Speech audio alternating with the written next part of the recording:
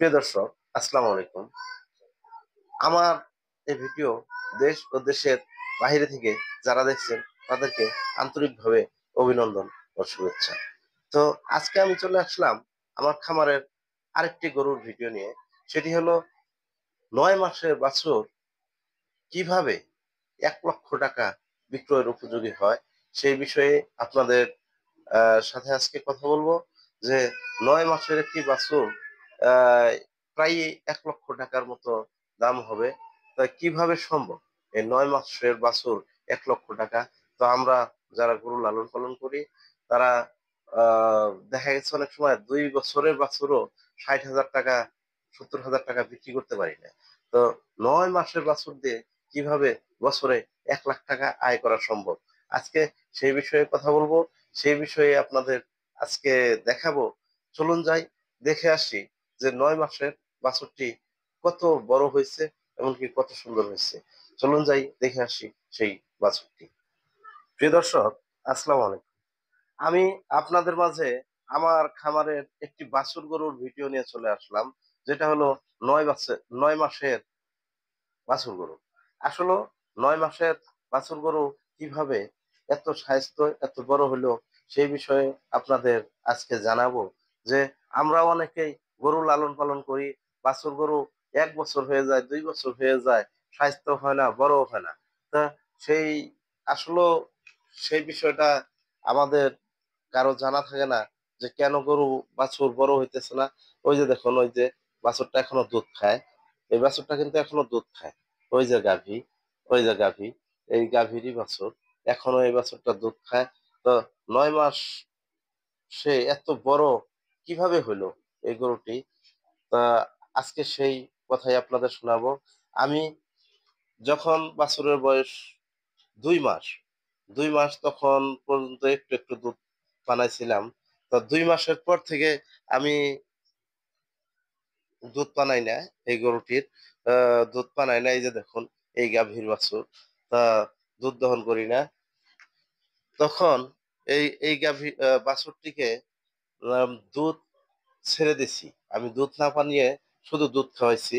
দেখুন, আমরা যদি দুধ বিক্রি করি তাহলে দুধে কিন্তু তেমন টাকা নাই।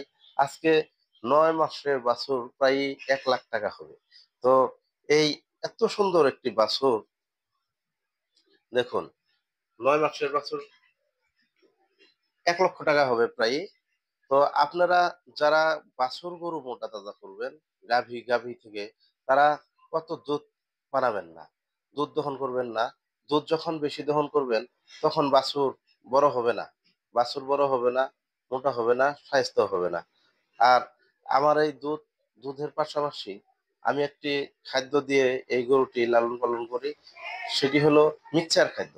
২২ টাকা কেজি মিক্সচার খাদ্য দিয়ে আমি এই বাছুর গরু হোক, গাই গরু হোক, ষাঁড় গরু হোক, সব গরুকেই আমি মোটা তাজা করে থাকি। দেখুন, আসলে আমি সরকারি চাকরি করতাম, আমি চাকরি ছেড়ে এই যে এই গরু খামার দিছি এখন। এই যে ৯ মাসের বাছুর, দেখুন কত বড় হয়েছে, দেখুন। তো ৯ মাসে ওই গরু তো গরুর মতো গরু রয়ে গেছে, বাছুরও আছে, তাই এত সুন্দর হয়েছে। এখন বাছুরের দাম প্রায় ১,০০,০০০ টাকা হবে।